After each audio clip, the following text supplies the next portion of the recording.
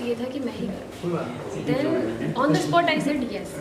फिर अगले दिन हम मिले, पूरी स्क्रिप्ट पढ़ी, तब तो मतलब फाइनल था कि मैं ही करूँगी। उस दौरान मेरा ट्रिप था, मैं बाहर गई थी जम्मू कश्मीर, तो वापस आई दिन अगेन पाशा जी ने मुझे फ़ोन किया कि आप करना चाहिए। मैंने बोला अरे कोई और कर ही नहीं सकता, इसे मैं ही करूँगी, क्योंकि ये एक बीइंग अ गर्ल मुझे पता है कि ये चीज़ें होती हैं, भले ही मेरे बच्चे नहीं हैं या मैं उस हर चीज़ नहीं मैंने सही है, लेकिन इसमें से 50% चीज़ें मैंने अपनी लाइफ में झेली है बीइंग अ गर्ल। तो मेरे लिए ये इसमें बहुत अपनी है, समझिए आप, मेरे मन की बात उन्होंने पेपर पे लिख दी है। कितना सहयोग मिला पाशा जी का? पाशा जी का बहुत सहयोग मिला। 10 दिन हम लोगों ने रिहर्सल्स की, तो वो 10 दिन में मतलब ऐसा कोई भी नहीं था जो कि आप प्रोडक्शन से ले लें चाहे आप म्यूज़िक तक, एवरीबडी वाज सो पंक्चुअल। हर कोई टाइम पे पहुंचता, 3-4 घंटे कंटिन्यूसली रन थ्रूज हो रहे हैं, कंटिन्यूसली हर कोई मतलब अपना काम कर रहा है। अगर ब्रेक होने वाला है तो पहले ही प्रोडक्शन वाले हमारे नाश्ता भी ले आते थे, तो they don't want to waste time, even I don't want to waste time. तो 10 दिन में जो खड़ा किया है प्ले, वो ऐसा था कि मतलब करना ही है। हमने पहले ही बुक कर ली थी जगह, वो इसीलिए कर ली थी कि हमें करना ही है बस 10 दिन में, बिकॉज यार अब नहीं बोलेंगे तो फिर कब बोलेंगे। गर्म माहौल भी है, माहौल गर्म है, वो चीज़ें मतलब इतनी ज़्यादा भी हो गई है। अगर हम सिर्फ आशिफा की बात करें या सिर्फ उन्नाव की, तो ऐसा नहीं है।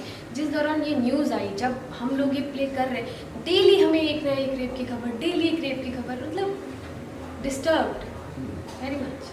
How was response today? Response was good.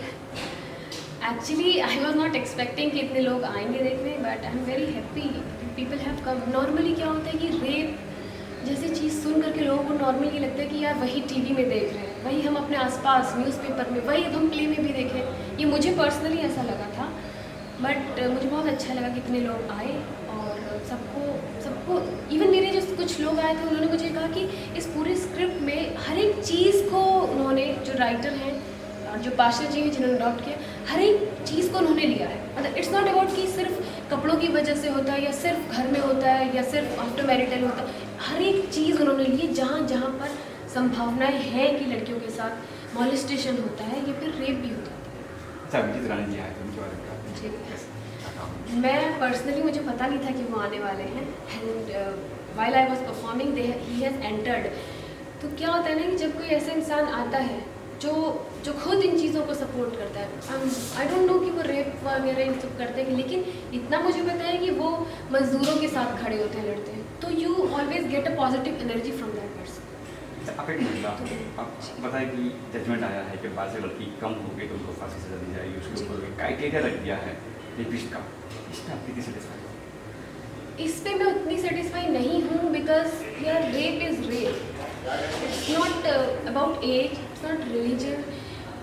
शायद गवर्नमेंट को ऐसा लगा हो कि 12 साल से कम की बच्चियाँ अपना बचाव नहीं कर सकती है, या वो अपने पेरेंट्स से खुलकर बता नहीं सकती हैं चीज़ों को, तो अगर उनके बारे में पता चले तो ज़्यादा सेंसिटिव है। मगर यार बड़े लोगों के लिए भी, जो भी अपने, इनफैक्ट मैं तो बोलती हूँ अपने 7 साल की सज़ा करी है फाइन, लेकिन मतलब फटाफट प्रोसीजर होना चाहिए।